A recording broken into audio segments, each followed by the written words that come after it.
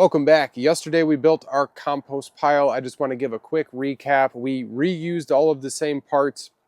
You can refer back to our 24-25 compost heating playlist because it shows everything we did, and we just literally reused the same system to operate this winter, adding some bits and bobs inside the greenhouse, but all the mechanics of what we're using to draw the heat outside in the pile is all the same, aside from capturing methane inside the barrel that is a thermal mass inside the compost pile.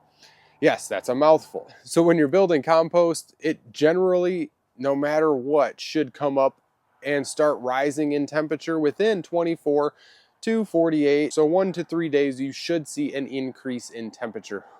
I can see my breath because I just had the door open for the last hour. 41 degrees Fahrenheit. I'll drop the Celsius down below.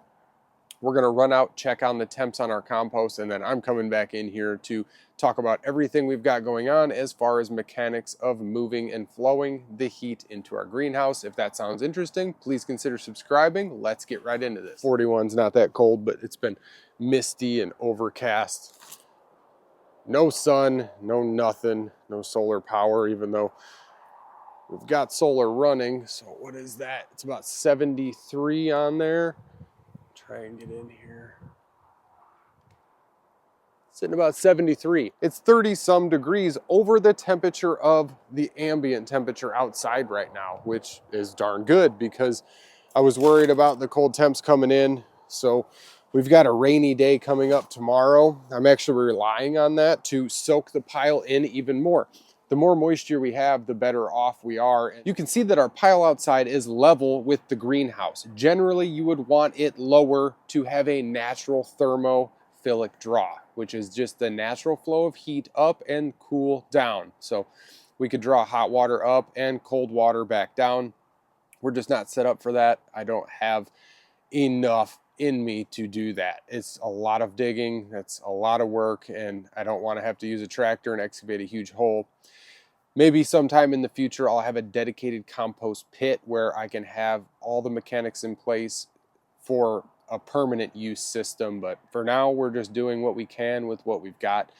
So using a thermophilic draw is ideal.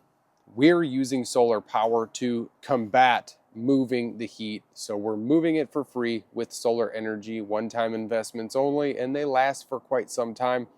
Everything we use in the pile is all recycled, so in the sense of self-sufficiency, we're doing everything we can with what we've got. And I had a lot of questions about compost inside the greenhouse. I don't put it in here. I've done it for years and experimented. It just doesn't work the best. I mean, you're drawing a ton of pests and you get a little bit of heat. We don't have the space to make a massive pile. So let's build a 10 to 15 ton pile outside, harvest all the heat through all the winter months and into the summer. So it's a win-win, and it makes the most sense for us. So how are we moving this heat from a large pile outside to inside? So we've got tubes, we've got hoses. The tubes go through the pile, the hoses go through the pile, and we are pumping water out and pumping air out and not exchanging anything but heat, and that is key. You don't really want the compost inside because of all the gases and stuff that it does release, mostly CO2, which is not going to hurt the plants. It could be a little toxic for you in high amounts, but in little pockets where there's no oxygen, you can create methane, you can create nitrous oxide. There's a lot of different things that are just not good for us. So leading me again to make a pile outside and using all these systems to pull the heat off of it. So we've got our water moving system, and we've got a very simple fan blowing the air out, and we're probably going to be able to blow like 70 degrees right now. I'm not even going to mess with turning the air on. I showed it yesterday when we built the pile itself, but I want to take a look at this water moving system up close because I'm trying to fine tune it and dial it in to get the perfect flow rate of close to 4 liters per minute or less. So we can really ramp up the heat and reduce the effects and the draw on our pile. The colder it is outside and the colder the water is you're pumping through it, the more heat and BTUs you're pulling off the pile, negating the effects of the pile actually burning itself. Quick rundown on the system here. Just a simple solar controller, a timer, switch for our fan, but this is our water moving system here. And then I've got this little dial down here. Gonna explain this. We're gonna check it out here. Pop the cover off.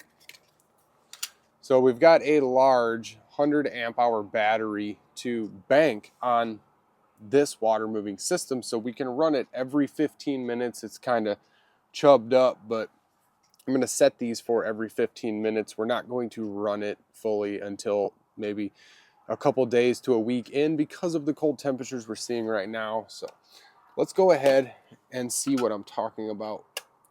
Turn it on here. All right, so output is on. We're actually putting power to it. Taking a look at this little 10 amp motor speed controller, controlling the amount of energy going to the system itself.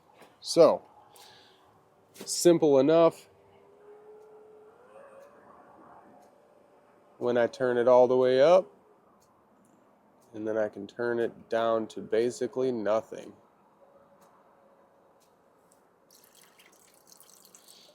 Not flowing any water from inside the pile yet.